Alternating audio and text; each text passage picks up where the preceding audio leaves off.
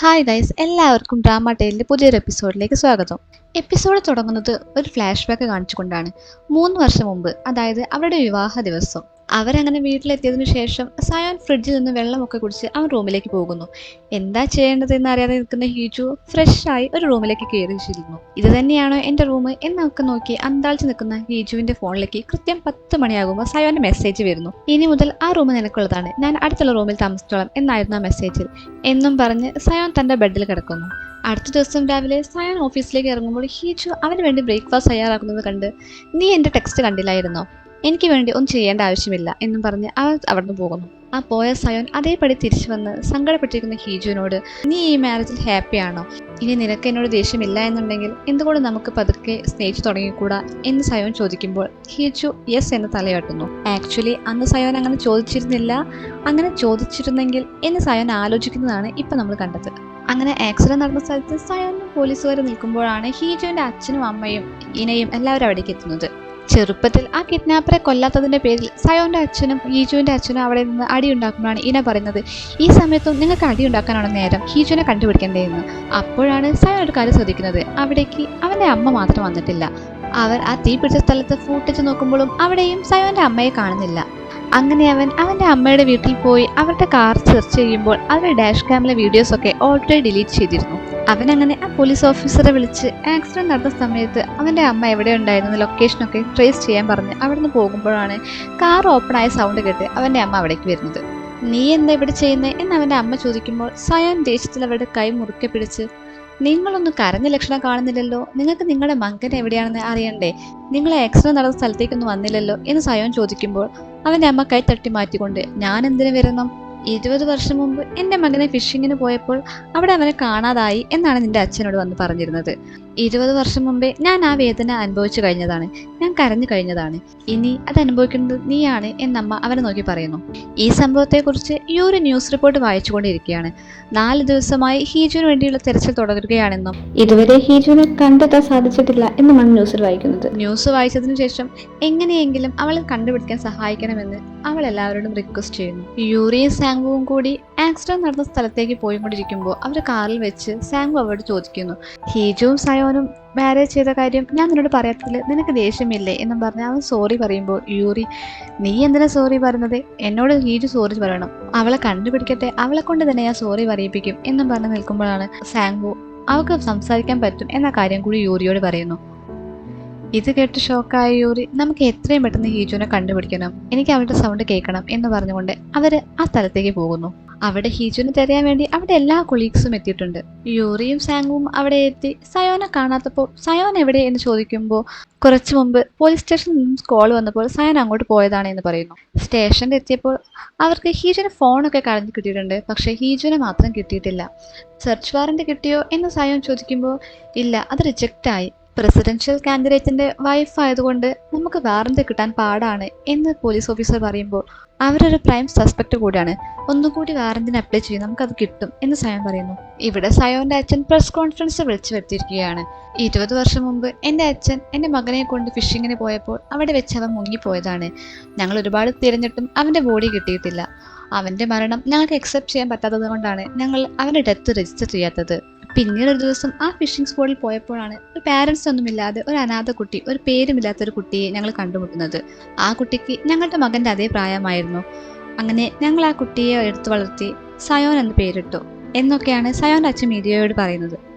ഇതൊക്കെ കേട്ട് ഹൊക്ജിൻ, എന്തുകൊണ്ടാണ് നിങ്ങളുടെ മകൻ നിങ്ങളെ തിരഞ്ഞു വരാതെ സ്പോക്സ് പേഴ്സണെ തിരഞ്ഞു പോയത് എന്ന് ചോദിക്കുന്നത് കേട്ട് സയോന്റെ അച്ഛൻ, എൻ്റെ മകൻ സയോനെ കിഡ്നാപ്പ് ചെയ്യാൻ നോക്കി എന്നുള്ളത് ഒരു റൂമർ മാത്രമാണ്, അന്നത്തെ ഇൻസിഡന്റിന് ശേഷം എൻ്റെ മകന് ശരിയായ ബോധാവസ്ഥയിലല്ല എന്ന് പറയുമ്പോൾ ഹൊക്ജിൻ, അപ്പോൾ ഈ കിഡ്നാപ്പിംഗ് ഒക്കെ വെറുതെ ആണ് എന്നാണ് നിങ്ങൾ പറഞ്ഞുകൊണ്ടിരിക്കുന്നത്, നിങ്ങളുടെ മകൻ ഹീജുവിനെ കിഡ്നാപ്പ് ചെയ്തു പോയപ്പോഴുള്ള ഫോൺ റെക്കോർഡിംഗ് സയോന്റെ കാറിലെ ഡാഷ്ബോർഡ് റെക്കോർഡായിട്ടുണ്ട്, അതുകൂടാതെ വേറെയും കുറെ തെളിവുണ്ട് എന്ന് പറഞ്ഞ് അവന്റെ ഫോണിലുള്ള റെക്കോർഡിങ്സ് അവിടെ കേൾപ്പിക്കുന്നു. ദോജെ ഹൊക്ജിനായിട്ട് മീറ്റ് ചെയ്ത സമയത്ത് ദോജെ പറഞ്ഞ കാര്യങ്ങളായിരുന്നു അത്. ഞാൻ അവനെ ആദ്യമായിട്ട് കണ്ടുമുട്ടുന്നത് പെക്സവന്റെ ഓഫീസിന് മുന്നിൽ വെച്ചായിരുന്നു. അവിടെ വെച്ച് സെക്യൂരിറ്റി ഗാർഡ്സ് ഒക്കെ അവനെ പുറത്താക്കാൻ നോക്കുകയായിരുന്നു. അപ്പോൾ നിന്നെ ഞാൻ കൊല്ലും എന്നൊക്കെ ആ കിഡ്നാപ്പർ പറഞ്ഞത് കേട്ടപ്പോൾ ഞാൻ വിചാരിച്ചു എന്നെപ്പോലെ ആ കിഡ്നാപ്പർക്കും സയോൻ കാരണം ആരെങ്കിലും നഷ്ടപ്പെട്ടിട്ടുണ്ട് എന്ന്.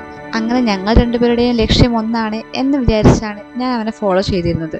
ഞാൻ അവൻ്റെ നമ്പറൊക്കെ കണ്ടുപിടിച്ച് നീ എന്തിനാണ് സയോനെതിരെ നിൽക്കുന്നത് എന്ന് ചോദിച്ചപ്പോൾ അവനൊരു ഫിഷിംഗ് സ്പോട്ടിലാണ് താമസിക്കുന്നതെന്നും ചെയർമാൻ പെക്ക് തൻ്റെ കൊച്ചുമകൻ കൊന്ന ഡെഡ് ബോഡീസൊക്കെ അവിടെയുള്ള ആളുടെ കയ്യിലാണ് കുഴിച്ചു മൂടാൻ കൊടുത്തത് എന്നൊക്കെയാണ് ആ കിഡ്നാപ്പർ എനിക്ക് പറഞ്ഞത്. ഇതൊക്കെയായിരുന്നു ആ റെക്കോർഡിങ്ങിൽ ഉണ്ടായിരുന്നത്. ഇതൊക്കെ കേട്ട് സയോന്റെ അച്ഛൻ അവന്റെ കയ്യിൽ നിന്ന് ആ ഫോണൊക്കെ വാങ്ങാൻ സെക്യൂരിറ്റി ഗാർഡ്സിന്റെ അടുത്ത് പറയുന്നു. അവർ ഫോൺ വാങ്ങി വെച്ചപ്പോഴും ഈ റെക്കോർഡിങ്സ് ഒക്കെ പോലീസിന്റെ അടുത്തുണ്ട് എന്ന ധൈര്യത്തിലാണ് ഹൊക്ജി നടന്നത്. ഇത്രയൊക്കെ നടന്നിട്ടും അത് റൂമറാണ് എന്ന് പറഞ്ഞു നിൽക്കുന്ന സമയത്താണ് പോലീസ് അങ്ങോട്ട് വന്ന് സയോന്റെ അമ്മയെ അറസ്റ്റ് ചെയ്യുന്നത്. ഇനി ഹീജുവിന്റെ അമ്മയെയാണ് കാണിക്കുന്നത്. അവളുടെ അമ്മയാണെങ്കിൽ ഹീജുവിന്റെ ഫോണിലേക്ക് വിളിച്ചുകൊണ്ട് നിൽക്കുന്നു. ഞാൻ നീ സന്തോഷവതിയായിരിക്കാനാണ് ഇത്രയൊക്കെ ചെയ്തത്. എന്നെപ്പോലെ ബുദ്ധിമുട്ട് അനുഭവിക്കാതിരിക്കാനാണ് ഞാൻ ഇങ്ങനെയൊക്കെ ചെയ്തത്.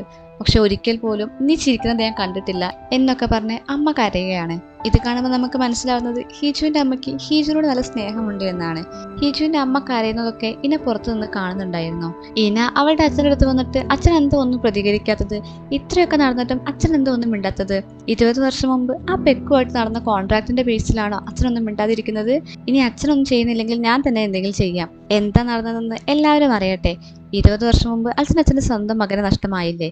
ഇതൊക്കെ പറഞ്ഞത് കേട്ട് ഹീജുവിന്റെ അച്ഛൻ ഞാൻ ഇനി എന്തെങ്കിലും ചെയ്തത് കൊണ്ട് എല്ലാം മാറുമോ എന്നും പറഞ്ഞ് നിസ്സഹായനായി അവിടെ ഇരിക്കുകയാണ്.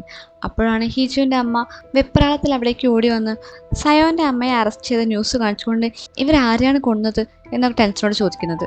അവർ ഹീജുവിനെയാണോ കൊന്നത് എന്നാണ് ഹീജുവിന്റെ അമ്മയ്ക്കും അച്ഛനും എല്ലാവർക്കും ഇപ്പോൾ ടെൻഷൻ. സയോന്റെ അമ്മയാണെങ്കിൽ ഒരു കൂസലില്ലാതെ അവിടെ ഇരുന്ന് നിങ്ങൾക്ക് ബോഡി കിട്ടിയോ, ഞാൻ ആരെയോ കൊന്നു എന്ന് പറഞ്ഞല്ലേ നിങ്ങളിവിടെ കൊണ്ടുവന്നത്, ഞാൻ വിചാരിച്ച നിങ്ങളുടെ ജോലി ഒരു നഷ്ടപ്പെടുത്താൻ പറ്റും എന്നൊക്കെ പറയുമ്പോൾ ആ പോലീസ് ഓഫീസർ ഞാൻ നിങ്ങളെ ഹീജുവിനെ മിസ്സിംഗ് കേസുമായിട്ട് കൊണ്ടുവന്നു എന്നാണ് നിങ്ങൾ വിചാരിച്ചിരിക്കുന്നത് എന്നും പറഞ്ഞ് ലാപ്ടോപ്പിൽ ഒരു വീഡിയോ അവർക്ക് പ്ലേ ചെയ്ത് കാണിക്കുന്നു. ആ വീഡിയോയിൽ സയോന്റെ അമ്മ ആരെയോ പില്ലോ വെച്ചിട്ട് കൊല്ലാൻ ശ്രമിക്കുന്നതായിട്ടാണ് കാണിക്കുന്നത്. ഇത് കണ്ട് പോലീസ് ഓഫീസർ ഇപ്പം നിങ്ങൾ കുറ്റം സമ്മതിക്കുന്നുണ്ടോ എന്ന് ചോദിക്കുമ്പോൾ സയോന്റെ അമ്മ ആകെ ടെൻഷനായിട്ടാണ് നിൽക്കുന്നത്. അപ്പോഴാണ് ആ റൂമിലേക്ക് സയോൻ കയറി വരുന്നത്. റൂമിലേക്ക് വന്ന സയോൻ അവിടെ ടേബിളിൽ ഒരു റിങ് വെക്കുന്നു. ആ റിങ് വേറെ ആരുടെയല്ല, അവന്റെ മുത്തച്ഛനായ പെക്കിന്റെ ആയിരുന്നു. മുത്തച്ഛൻ മരിക്കുന്നതിന്റെ കുറച്ച് ദിവസം മുമ്പാണ് എനിക്ക് ഈ റിങ് മുത്തച്ഛൻ തന്നത്. കുറച്ച് ദിവസം കഴിഞ്ഞ് അത് ഞാൻ തിരികെ മുത്തച്ഛന് തന്നെ കൊടുത്തു, എനിക്കിത് അർഹതപ്പെട്ടതല്ല എന്നും പറഞ്ഞ്. അങ്ങനെയാണ് ഈ സത്യമൊക്കെ പുറത്തു വന്നത്. ഇനി എന്താണ് ലാപ്പിൽ കാണിച്ചു കൊടുത്തത് എന്ന ക്ലിപ്പാണ് കാണുന്നത്. ചെയർമാൻ പെക്ക് മരിക്കുന്നതിന് തൊട്ട് മുമ്പ് സയോന്റെ അമ്മ അവിടെ കാണാൻ പോയിരുന്നു. നീ എൻ്റെ മരുമകളായിട്ട് കുറെ അനുഭവിച്ചല്ലേ എന്ന് ചെയർമാൻ ചോദിക്കുമ്പോൾ ഓ നിങ്ങളോട് മാപ്പ് ചോദിക്കുകയാണോ എന്നാണ് സയോന്റെ അമ്മ ചോദിക്കുന്നത്. മാപ്പോ? നീ നിന്റെ മകനെ കൊന്ന കാര്യമാണോ പറയുന്നത്? അത് മാത്രമല്ല പകരം നിങ്ങളുടെ മകനെ സയോനായിട്ട് എനിക്ക് വളർത്താൻ തന്നത് എന്ന് സയോന്റെ അമ്മ പറയുമ്പോൾ ഓ നിനക്കപ്പോൾ അതൊക്കെ ആദ്യമേ അറിയായിരുന്നോ എന്നാണ് ചെയർമാൻ പെക്ക് ചോദിക്കുന്നത്. ഇവിടെ നമുക്ക് മനസ്സിലാവുന്നത് എന്താന്ന് വെച്ചാൽ സയോൻ ഒരു ഓർഫൻ അല്ല, പകരം ചെയർമാൻ പെക്കിന്റെ സ്വന്തം മകനാണ് എന്നാണ്. എനിക്ക് ഈ കാര്യം ആദ്യമേ അറിയുകയൊന്നും ഇല്ലായിരുന്നു. പക്ഷേ എൻ്റെ മകൻ മരിച്ചപ്പോൾ എവിടുന്നോ ഒരു കുട്ടിയെ നിങ്ങൾ സയോനായി വളർത്താൻ വേണ്ടി എനിക്ക് കൊണ്ടു തന്നു. ആ കുട്ടി വളരും തോറും നിങ്ങളെപ്പോലെ ആകുന്നതും അവൻ ചെയ്യുന്ന ഓരോ കാര്യത്തിലും നിങ്ങൾ എത്രത്തോളം അഭിമാനമാകുന്നു എന്നൊക്കെ കണ്ട് എനിക്ക് മനസ്സിലായതാണ് എന്ന് സയോന്റെ അമ്മ പറയുന്നു. നിന്റെ മകൻ കാരണം നിനക്ക് സങ്കടപ്പെടണ്ട എന്ന് വിചാരിച്ചാണ് ഞാൻ എൻ്റെ മകനെ നിനക്ക് തന്നത് എന്നാണ് ചെയർമാൻ പെക്ക് പറയുന്നത്. എന്നിട്ടും പെക്ക് ചോദിക്കാത്തതിന്റെ ദേഷ്യത്തില് സയോന്റെ അമ്മ അവിടെയുള്ള പില്ലോ എടുത്ത് ചെയർമാൻ പെക്കിനെ ശ്വാസം മുടിച്ചു കൊല്ലുകയാണ്. അപ്പൊ ചെയർമാൻ പെക്കിന്റെ മരണം ഒരു സ്വാഭാവിക മരണമല്ലായിരുന്നു, ഒരു കൊലപാതകമായിരുന്നു. എന്നെങ്കിലും ഈ ഫാമിലിയുടെ രഹസ്യങ്ങളൊക്കെ പുറത്തു വരുമ്പോൾ ഉപയോഗിക്കാനായിരുന്നു ഞാൻ ഈ റെക്കോർഡിംഗ് എടുത്തു വെച്ചത്. പക്ഷേ അതൊരാളെ രക്ഷിക്കാൻ വേണ്ടി ഉപകാരപ്പെടുമെന്ന് ഞാൻ ഒരിക്കലും വിചാരിച്ചിരുന്നില്ല.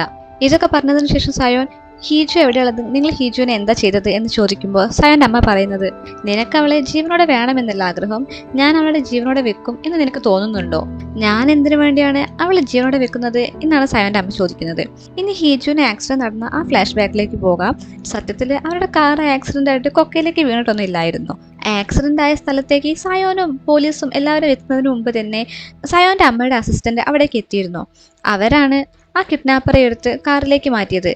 ഹീജുവിനെ എന്താണ് ചെയ്യേണ്ടത് എന്ന് ചോദിക്കുമ്പോൾ ഫോണിലൂടെ സയോന്റെ അമ്മ എന്തോ പറഞ്ഞത് കേട്ട് ഓക്കെ ശരി എന്നും പറഞ്ഞ് ആ സ്റ്റാഫ് ഹീജുവിന്റെ അടുത്തേക്ക് നടന്നു ചെല്ലുന്നു.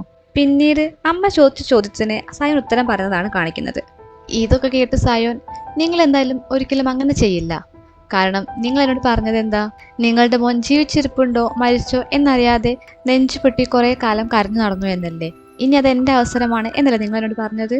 അപ്പോൾ ഞാനും ഇതുപോലെ ഹീജു ജീവനോടെ ഉണ്ടോ മരിച്ചോ എന്നറിയാതെ അലഞ്ഞു നടക്കണം എന്നാണ് നിങ്ങൾ ആഗ്രഹിക്കുന്നത്. നിങ്ങൾ അതിലും കൂടുതൽ ചെയ്യും എന്നൊക്കെയാണ് സയൻ പറയുന്നത്. 1 വർഷമോ 2 വർഷമോ കൂടിപ്പോയ 10 വർഷം വരെ ഞാൻ അവൾക്ക് വേണ്ടി തിരയും. പിന്നീട് അവൾ മരിച്ചു എന്ന് ഞാൻ വിശ്വസിക്കും. പിന്നീട് ഒരു 20 വർഷത്തിന് ശേഷമൊക്കെ നിങ്ങൾ അവളെ എൻ്റെ മുന്നിലേക്ക് ഇട്ടുതരും. ഞാൻ ജീവന് തുല്യം സ്നേഹിക്കുന്ന ആളെ ഇത്രയും കാലം മരിച്ചിട്ടില്ല, ജീവനോടെ ഉണ്ടായിരുന്നു, എനിക്ക് അവളെ കണ്ടുപിടിക്കാൻ പറ്റിയില്ല എന്നറിയുമ്പോഴുള്ള ആ വേദന ഞാൻ അനുഭവിക്കാൻ വേണ്ടി നിങ്ങൾ അവളെ ജീവനോടെ വെക്കും. ശരിക്കും സയോന്റെ അമ്മ ഹീജുനെ കൊന്നിട്ടൊന്നുമില്ലായിരുന്നു. അവരവളെ ഒരു റൂമിൽ പൂട്ടിയിട്ടിരിക്കുകയായിരുന്നു.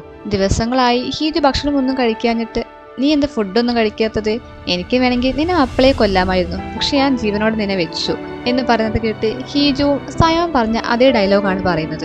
നിങ്ങളുടെ ലക്ഷ്യം എന്നെ ജീവനോടെ വെച്ച് കുറേ കാലത്തിന് ശേഷം സയോൻ ഞാൻ മരിച്ചെന്ന് അക്സെപ്റ്റ് ചെയ്ത് വരുമ്പോൾ അവനെ വീണ്ടും വേദനിപ്പിക്കാനാണ് നിങ്ങൾ ഉദ്ദേശിക്കുന്നത് എന്നാണ് ഹീജുവും പറയുന്നത്. സത്യത്തില് അത് തന്നെയായിരുന്നു സയോന്റെ അമ്മയുടെ പ്ലാൻ. അവരുടെ മകൻ മരിച്ച് എന്ന് വിചാരിച്ചു നിന്നതിന് ശേഷമല്ലേ മകൻ ഇപ്പോൾ ജീവനോടെ ഉണ്ടെന്ന് അറിഞ്ഞത്.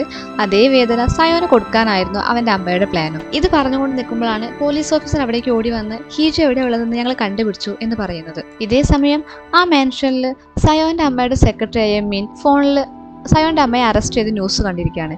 സയോന്റെ അമ്മ മുൻകൂട്ടി അയാളെ ഏൽപ്പിച്ചിരുന്നു, അഥവാ എനിക്ക് എന്തെങ്കിലും പറ്റുകയാണെങ്കിൽ, എന്നെ അഥവാ പോലീസ് അറസ്റ്റ് ചെയ്യുകയാണെങ്കിൽ ബാക്കി നീ കൈകാര്യം ചെയ്യണം, എന്റെ മകനെ നീ സേവ് ചെയ്യണം, എന്നിട്ട് ഹീജുനെ കൊന്നു കളയണം. മിൻ അവിടെ നിന്ന് എഴുന്നേറ്റ് സയോന്റെ മുത്തശ്ശന്റെ ആ വലിയ പിക്ചറിൽ ആ റിങ്ങിൽ ടച്ച് ചെയ്യുമ്പോൾ അവിടെ ലോക്ക് ഓപ്പൺ ആകുന്നു. അതൊരു സാധാരണ ഫോട്ടോ അല്ലായിരുന്നു, ഒരു രഹസ്യ മുറിയിലേക്കുള്ള വാതിലായിരുന്നു അത്.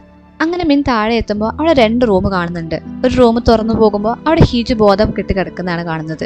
അങ്ങനെ മിൻ ഹീജുവിന്റെ അടുത്തേക്ക് പോയി ഹീജുവിനെ തട്ടി വിളിക്കുന്നു. നമ്മൾ പേടിച്ചതുപോലെ മിൻ അവളെ കൊല്ലാനൊന്നുമല്ല പോയിരുന്നത്, മറിച്ച് അവളെ രക്ഷിക്കാനായിരുന്നു. അവളെ വിളിച്ചുണർത്തി വേഗം ഇവിടെ നിന്ന് ഓടിപ്പോയിക്കോ എന്ന് പറയുന്നു. ഹീജു അങ്ങനെ ജീവനും കൊണ്ട് എങ്ങനെയൊക്കെ പുറത്തേക്ക് ഓടുന്നു. ഇനി അപ്പുറത്തെ റൂമിലേക്ക് നോക്കുമ്പോൾ അവിടെ കിഡ്നാപ്പർ ആയിരുന്നു ഉണ്ടായിരുന്നത്. കിഡ്നാപ്പർ ആണെങ്കിൽ ഈ ഡോർ തുറക്കുക എന്നും പറഞ്ഞ് ഭയങ്കര ബഹളം ഉണ്ടാക്കുകയാണ്. നമുക്കൊരു കളി കളിച്ചാലോ, ഇവിടെ ഒരുപാട് സാധനമുണ്ട്, നമുക്കൊരു കളി കളിച്ചാലോ എന്ന് കിഡ്നാപ്പർ ഇങ്ങനെ സൈക്കോനെ പോലെ പറഞ്ഞുകൊണ്ടിരിക്കുകയാണ്. മിന്നാണെങ്കിൽ സയോന്റെ അമ്മ പറഞ്ഞതൊന്നും കേൾക്കാതെ ആ കിഡ്നാപ്പറെ പുറത്തു വിടുന്നത് നല്ലതല്ല എന്ന് മനസ്സിലാക്കി ആ റൂം ലോക്കിട്ട് പൂട്ടുന്നു. അങ്ങനെ നിൽക്കുമ്പോഴാണ് മിന്നിന്റെ ബാക്കിൽ തോക്കും ചൂണ്ടിക്കൊണ്ട് സയോന്റെ അച്ഛൻ എത്തിയിരിക്കുന്നത്. സയോന്റെ അമ്മയെ പോലീസ് അറസ്റ്റ് ചെയ്യാൻ വന്നപ്പോൾ സയോന്റെ അമ്മ ഈ സെക്രട്ടറിയെ നോക്കുന്നത് സയോന്റെ അച്ഛൻ കണ്ടിരുന്നു. അങ്ങനെ ഡൗട്ട് തോന്നിയാണ് സയോന്റെ അച്ഛൻ ആ മിന്നിനെ ഫോളോ ചെയ്തു വന്നത്. ഡോർ തുറക്ക്, ഇനി കാര്യങ്ങളൊക്കെ ഞാൻ കൈകാര്യം ചെയ്തോളാം എന്നാണ് സയോന്റെ അച്ഛൻ പറഞ്ഞത്. പിന്നീട് ഹീജു ഓടിക്കൊണ്ടിരിക്കുന്നതാണ് കാണുന്നത്. പെട്ടെന്ന് ഒരു വെടിവെച്ച കേൾക്കുന്നു. ആ വെടിവെച്ച കേട്ടപ്പോൾ സയോൻ ആണെങ്കിൽ തന്റെ കാർ ഒന്നും കൂടി സ്പീഡിൽ അവിടേക്ക് ഓടിച്ചു പോകുന്നു. ഹീജു ആണെങ്കിൽ പേടിച്ച് നിൽക്കുമ്പോൾ അവൾ ബാക്കിലേക്ക് കാല് തന്നെ വീണ് അവിടെ ഉരുണ്ട് വീണ് അവളുടെ ബോധം പോകുന്നു. സത്യത്തില് വെടി ആർക്കും കൊണ്ടിട്ടില്ലായിരുന്നു. സയോന്റെ അച്ഛനും കിഡ്നാപ്പറും തമ്മിൽ പിടിവലി കൂടിയപ്പോൾ മുകളിലേക്ക് വെടിവെച്ച സൗണ്ടാണ് അത് കേട്ടത്. ആ സൈക്കോ ആണെങ്കിൽ, അച്ഛ നിങ്ങൾ എന്താ ചെയ്യാൻ പോകുന്നത്, നിങ്ങൾ എന്നെ കൊല്ലാൻ പോകുകയാണോ എന്ന് ചോദിക്കുന്നത് കേട്ടപ്പോൾ സയോന്റെ അച്ഛന്റെ മനസ്സ് അറിയാതെ അലിഞ്ഞുപോയി. എന്തു വന്നാലും അയാളുടെ മകനല്ലേ. അങ്ങനെ മനസ്സറിഞ്ഞ് അയാളുടെ കയ്യിൽ നിന്ന് തോക്ക് വിട്ടുപോയി. പക്ഷെ ആ കിഡ്നാപ്പർക്ക് സ്വന്തം അച്ഛൻ എന്നൊന്നും ഇല്ലല്ലോ, അവനൊരു സൈക്കോ ആണല്ലോ. കിട്ടിയ അവസരത്തിൽ അവൻ തോക്ക് കൈക്കലാക്കി ഒരു ഗുഡ് ബൈയും പറഞ്ഞ് സ്വന്തം അച്ഛനെ തന്നെ അവിടെ വെടിവെച്ച് കൊല്ലുന്നു. ഈ വെടിവെച്ചയുടെ സൗണ്ട് കേട്ടപ്പോൾ ഹീജുവിന് പെട്ടെന്ന് ബോധം വരുന്നു. അപ്പോഴേക്കും കിഡ്നാപ്പർ ഹീജുവിനെയും തിരഞ്ഞ് അങ്ങോട്ട് നടന്നു വന്നിരുന്നു. ചേച്ചി ചേച്ചി എവിടെയാണ്, നമുക്കൊരു കളി കൂടി കളിച്ചാലോ എന്നും പറഞ്ഞ് ആ കിഡ്നാപ്പർ ഹീജുവിനെ തിരഞ്ഞു നടക്കുകയാണ്. ഹീജു ആണെങ്കിൽ കിഡ്നാപ്പറിന്റെ സൗണ്ട് കേട്ട് പേടിച്ച് അവിടെ താഴെ ഇരിക്കുകയാണ്. അപ്പോഴാണ് റോഡിലൂടെ ഒരു കാറ് വരുന്നത് ഹീജു കാണുന്നത്. കാറിന്റെ അടുത്തേക്ക് പോവുകയും വേണം, ഇവിടെ എഴുന്നേറ്റ് കിഡ്നാപ്പർ കൊല്ലുകയും ചെയ്യും. എന്താ ചെയ്യുക എന്നറിയാതെ കണ്ണും പൂട്ടി ഹീജു റോഡിലേക്ക് ഓടി. റോഡിലേക്ക് ഓടുന്ന ഹീജുനെ കിഡ്നാപ്പർ കാണുകയും ചെയ്തിട്ടുണ്ട്. അങ്ങനെ ആ കാറിന് മുന്നിലായിട്ട് ഹീജു നിന്ന് വണ്ടി നിർത്തി. വേറെ ആരുടെയും കാറല്ല, സയോൻ തന്നെയായിരുന്നു ആ കാറിലുണ്ടായിരുന്നത്. സയോൻ അവളെ കണ്ടപാടെ ഹഗ് ചെയ്ത് കുറെ കരയുന്നു. അവരുടെ പുറകെ തന്നെ പോലീസ് ഓഫീസേഴ്സ് എല്ലാവരും എത്തിയിരുന്നു. സയോൻ ഹീജുവിനെ കാറിലാക്കി എല്ലാം കഴിഞ്ഞു, നമുക്കിനി വീട്ടിൽ പോകാം എന്ന് പറയുമ്പോൾ ഹീജു പറയുന്നു, ഇല്ല ഒന്നും കഴിഞ്ഞിട്ടില്ല, അവൻ ഇവിടെ തന്നെ ഉണ്ട്, അവന്റെ കയ്യിലൊരു ഗണ്ണുണ്ട് എന്ന് പറയുമ്പോൾ ആ പോലീസ് ഓഫീസർ പറഞ്ഞു, നിങ്ങളെ ഇത്രയും പെട്ടെന്ന് ഇവിടെ നിന്ന് പോയിക്കോ, അവൻ ഞങ്ങൾ തിരഞ്ഞ് കണ്ടുപിടിച്ചോളാം എന്ന്. അങ്ങനെ അവർ പോയിക്കൊണ്ടിരിക്കുമ്പോൾ പെട്ടെന്ന് കിഡ്നാപ്പർ അവരുടെ കാറിന് മുന്നിലേക്ക് വന്ന് ചാടുന്നു. കാറിന് നേരെ തോക്ക് ചൂണ്ടിക്കൊണ്ട് സയോനോട് കാറിൽ നിന്ന് പുറത്തിറങ്ങാൻ പറയുന്നു. സയോൻ ഹീജുവിനോട് എന്തൊക്കെ വന്നാലും നീ കാറിൽ നിന്ന് പുറത്തിറങ്ങരുത് എന്ന് പറയുന്നു. ഹീജു അവനോട് പോകരുത് എന്ന് പറയുന്നുണ്ടെങ്കിലും എനിക്കിത് എങ്ങനെയെങ്കിലും അവസാനിപ്പിക്കണം, നീ ഇവിടെ തന്നെ ഇരിക്കുക എന്ന് പറഞ്ഞ് സയോൻ കാറിൽ നിന്ന് പുറത്തിറങ്ങി കിഡ്നാപ്പറുടെ അടുത്തേക്ക് പോകുന്നു. നീ ജയിച്ചു എന്നാണ് നീ കരുതുന്നത് എന്ന് കിഡ്നാപ്പർ ചോദിക്കുമ്പോൾ എനിക്ക് നിന്റേതായ ഒന്നും എനിക്ക് ആവശ്യമില്ലായിരുന്നു എന്ന് സയോൻ പറഞ്ഞത് കേട്ട്, നിനക്ക് ഹീജു ആയിട്ട് സന്തോഷത്തോടു കൂടി ജീവിക്കുകയല്ലേ വേണ്ടത്, പക്ഷെ ഞാൻ നിന്നോട് പറഞ്ഞത് ഓർമ്മയുണ്ടോ, നീ സഫർ ചെയ്യുന്നത് കാണാനാണ് എനിക്ക് ആഗ്രഹം. നീ ആ ചെയർമാൻ പെക്കിന്റെ മകനല്ലേ എന്നും പറഞ്ഞ് ആ കിഡ്നാപ്പർ സയോന്റെ ചെവിയിൽ എന്തോ പറഞ്ഞു കൊടുക്കുന്നു. അത് കേട്ടതും സയോന്റെ കണ്ണൊക്കെ നിറഞ്ഞ് ഒരു കുറ്റബോധത്തോടെ സയോൻ ഹീജുവിനെ നോക്കുന്നു. സയോന് അത്രയ്ക്ക് ഹേർട്ട് ആവാൻ വേണ്ടി എന്താണ് ആ കിഡ്നാപ്പർ പറഞ്ഞത് എന്നൊന്നും അറിയില്ല. പക്ഷെ സയോന്റെ ആ അവസ്ഥ കണ്ടിട്ട് ആ കിഡ്നാപ്പർ പൊട്ടിച്ചിരിക്കുന്നുണ്ട്. അപ്പോഴേക്കും അവിടേക്ക് പോലീസൊക്കെ എത്തിയിരുന്നു. പോലീസ് ഓഫീസർ കിഡ്നാപ്പറോട് തോക്ക് താഴെ ഇടാൻ പറയുമ്പോൾ കിഡ്നാപ്പർ സയോനെ നോക്കി നിന്റെ ഈ ഫേസ് ആയിരുന്നു എനിക്ക് കാണേണ്ടത് എന്നും പറഞ്ഞ് ചിരിച്ചുകൊണ്ട് തോക്ക് സയോന് നേരെ ചൂണ്ടി നിൽക്കുന്നു. പെട്ടെന്നാണ് ഒരു വെടിവെച്ച് കേൾക്കുന്നത്. ഇനി കാണിക്കുന്നത് എപ്പിസോഡ് സ്റ്റാർട്ടിങ്ങിൽ തന്നെ സയോൻ ഹീജുനോട് ചോദിക്കുന്നുണ്ടല്ലോ, നിനക്ക് ഈ മാരേജിൽ ഇഷ്ടക്കേടൊന്നുമില്ലെങ്കിൽ നമുക്ക് പതുക്കെ സ്നേഹിച്ചു തുടങ്ങിയാലോ എന്ന്. അത് കേട്ട് ഹീജു സയോനോട് എനിക്ക് നിന്നെ ഒരുപാട് കാലമായിട്ട് ഇഷ്ടമാണ് എന്ന് പറയുന്നു. ഹീജു സംസാരിക്കുന്നത് സയോന് വിശ്വസിക്കാൻ പറ്റിയിരുന്നില്ല. എപ്പോൾ മുതലാണ് നിനക്ക് എന്നെ ഇഷ്ടം എന്ന് ചോദിക്കുമ്പോൾ ചെറുപ്പം മുതൽ അന്ന് പട്ടി എന്നെ പുറകെ ഓടിച്ചപ്പോൾ നീ എന്നെ പുറകിലെടുത്തു കൊണ്ടുപോയില്ലേ, അന്ന് മുതൽ എനിക്ക് നിന്നെ ഇഷ്ടമായിരുന്നു എന്ന് ഹീജു അവരോട് പറയുന്നു. അവരുടെ വിവാഹം കഴിഞ്ഞ സമയത്തെ ഇവർ പരസ്പരം മനസ്സ് തുറക്കുകയാണെങ്കിൽ ഇന്നിങ്ങനൊന്നും വരില്ലായിരുന്നു. അവൾക്ക് സംസാരിക്കാൻ പറ്റും എന്ന കാര്യവും അവൾക്ക് മറച്ചു വെക്കേണ്ടില്ലായിരുന്നു. അവൾക്ക് സയോനെ ഇഷ്ടമുണ്ടെന്ന കാര്യവും അവൾക്ക് മറച്ചു വെക്കേണ്ടിയില്ലായിരുന്നു. അന്ന് അങ്ങനെ പറഞ്ഞിരുന്നെങ്കിൽ എന്നൊക്കെ ഹീജു ഇപ്പോൾ ആലോചിക്കുകയാണ്. അവരങ്ങനെ സന്തോഷത്തോടു കൂടി ചിരിച്ചും കളിച്ചും അവരുടെ ക്രിസ്മസ് ഒക്കെ സെലിബ്രേറ്റ് ചെയ്യുന്നു. പക്ഷെ ഇതൊന്നും നടന്നിട്ടില്ല. ഇതൊക്കെ ഹീജു ഒറ്റയ്ക്ക് ഇരുന്ന് ആലോചിക്കുന്നതാണ്. അന്ന് അങ്ങനെ പറയാത്തതിലൊക്കെ ഇപ്പോൾ ഹീജു ഒറ്റയ്ക്ക് ഇരുന്ന് റിഗ്രറ്റ് ചെയ്യുകയാണ്. അവൾ അവളുടെ ഫോൺ എടുത്ത് സയോന്റെ ഫോണിലേക്ക് ഒരുപാട് തവണ വിളിക്കുന്നുണ്ട്. പക്ഷെ ആ നമ്പർ നിലവിലില്ല എന്നാണ് പറയുന്നത്. അവളുടെ കോൾ ലോഗ് കാണുമ്പോൾ മനസ്സിലാകാം അവൾ എത്രയോ തവണ സയോനെ വിളിച്ചിട്ടുണ്ട്. അന്ന് അവന്റെ ചെവിയിൽ എന്തായിരിക്കും കിഡ്നാപ്പർ പറഞ്ഞിട്ടുണ്ടാവുക, എന്തുകൊണ്ടായിരിക്കും ആ നിറക്കണ്ണുകളോടെ അവരെന്നെ നോക്കിയിട്ടുണ്ടാവുക എന്നൊക്കെ ആലോചിച്ചുകൊണ്ട് ഹീജു അവിടുന്ന് എഴുന്നേറ്റ് പോകുമ്പോഴാണ് പെട്ടെന്ന് അവളുടെ ഫോൺ റിങ് ചെയ്യുന്നത്. സയോൻ ആയിരിക്കോ എന്നോർത്ത് അവൾ ഓടിച്ചെന്ന് ഫോൺ എടുക്കുമ്പോൾ അതൊരു ഇന്റർനാഷണൽ കോൾ ആയിരുന്നു. കോൾ അറ്റൻഡ് ചെയ്ത് അവൾ ഹലോ എന്ന് ചോദിക്കുമ്പോൾ അപ്പുറം വിളിക്കുന്ന ആള് ഒന്നും സംസാരിക്കുന്നില്ല. അവള് വീണ്ടും ഹലോ ചോദിക്കുമ്പോൾ അവിടുന്ന് ആരും ഒന്നും മിണ്ടാത്തത് കണ്ട് ഇത് നീയാണോ എന്ന് ഹീജു പ്രതീക്ഷയോടെ ചോദിച്ചു നിൽക്കുകയാണ്. ഇത്രയും കാണിച്ചുകൊണ്ടാണ് ഇന്നത്തെ എപ്പിസോഡ് ഇവിടെ അവസാനിക്കുന്നത്. സയോൻ എന്ത് പറ്റിയതാണ്, അന്ന് വെടികൊണ്ടത് ആർക്കാണ്, എന്തുകൊണ്ടാണ് സയോൻ ഹീജുവിനെ ഉപേക്ഷിച്ച് പോയത്, എന്താണ് അന്ന് കിഡ്നാപ്പർ പറഞ്ഞത് എന്നൊക്കെ അറിയാൻ വേണ്ടി അടുത്ത എപ്പിസോഡിനായിട്ട് കാത്തിരിക്കുക. അടുത്ത എപ്പിസോഡ് കാണാൻ വേണ്ടി ഈ ചാനൽ ഇപ്പം തന്നെ സബ്സ്ക്രൈബ് ചെയ്ത് വെക്കണേ. വീഡിയോ ഇഷ്ടപ്പെട്ടാൽ ലൈക്ക് ചെയ്യാനും കമൻറ്റ് ചെയ്യാനും മറക്കരുതേ. അടുത്ത എപ്പിസോഡുമായി വരുന്നത് വരെ ബൈ.